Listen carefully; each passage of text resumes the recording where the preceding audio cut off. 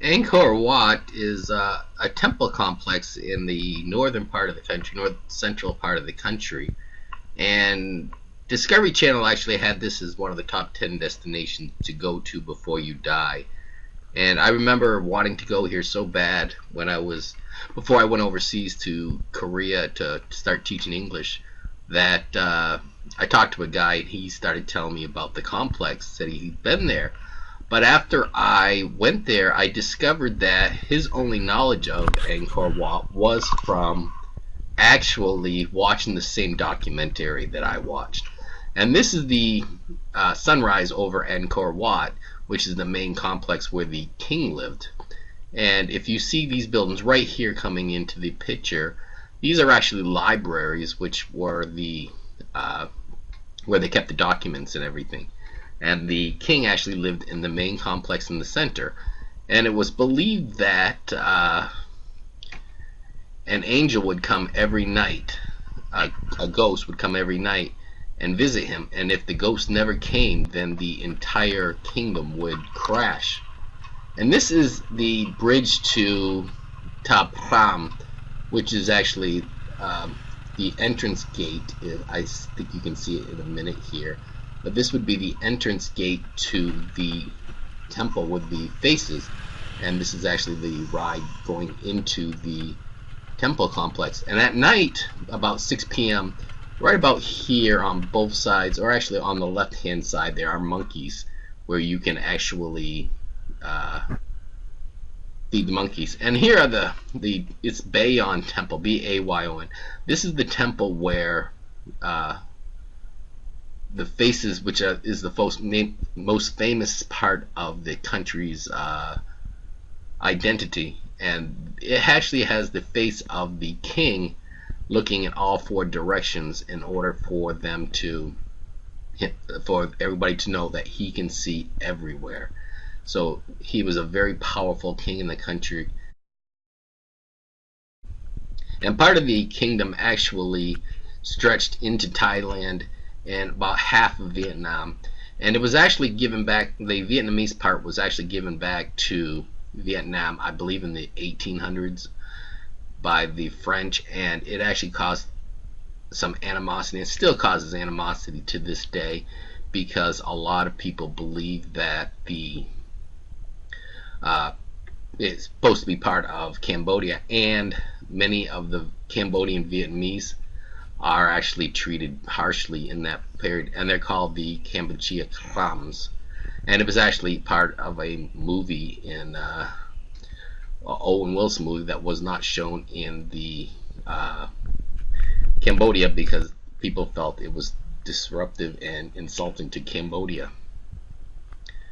And this one is another part of the outside of the complex before you go in, and there was actually a gateway, and you actually can ride an elephant around this complex here. It's kind of like in a circle. You can actually ride an elephant, and if you see it from a distance, the only thing that you actually can think of is it is actually the Planet of the Apes, where a building has actually crumbled, and you actually would not even understand that it's actually a complex for the with the faces and everything. And as you see inside on those walls, you see statues of girls. These are Apsara dancers, and they are very popular to the Cambodian culture, this dancing, and it is emulated in several other cultures like Indonesia and Thailand, even though each culture will not admit to it. And this is actually the temple where they have all the banyan trees that are tearing down. I believe this temple here was actually part of the Angelina Jolie movie Tomb Raider. They filmed it here, and the banyan trees were actually tearing the temple apart, but it's actually holding the trees to get the temples together. So they can't cut the trees down because the temple will fall down, but they can't let them grow because it's ripping the trees up. And this is actually inside the Angkor Wat temple itself. And as you can tell, there's probably another library or meeting halls here. And this is actually where the king lived. And right about here, you actually can go up and walk around inside the temple grounds. And they actually, you have to hire guides to tell you where everything is, because there's really just some plain signs. There's really nothing that will tell you what each section is or what the importance is of each area of the temple. And you can, well, this one is blocked up, but you actually can go up to the top of the temples and walk around and look around to the massive grounds, and they are very big. The entire complex of Angkor Wat is about the size of Paris, and they actually, with LiDAR, have discovered that it actually was a lot bigger than what is known about it right now. So actually, I believe it's almost twice the size of the complex. And there's a man-made moat around the temple, and there is actually a man-made lake there, and basically water is very precious in the country.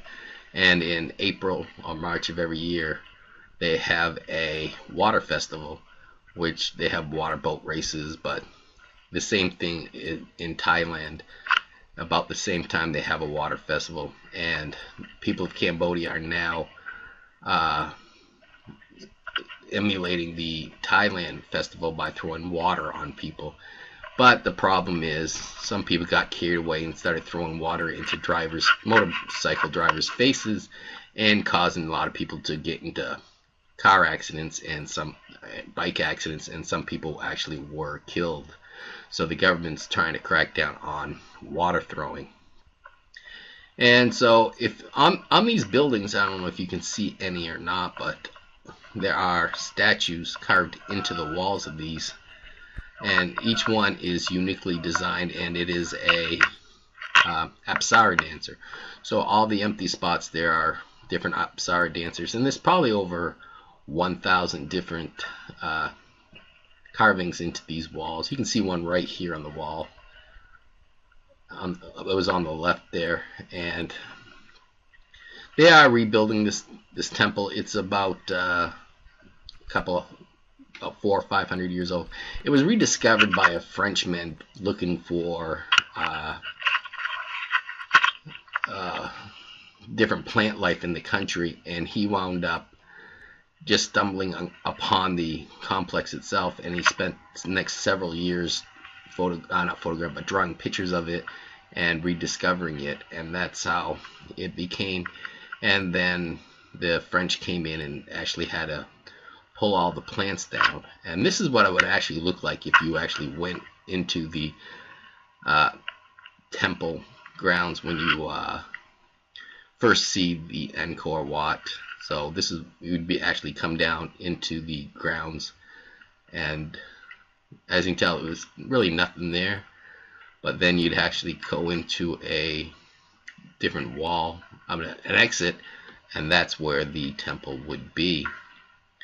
And so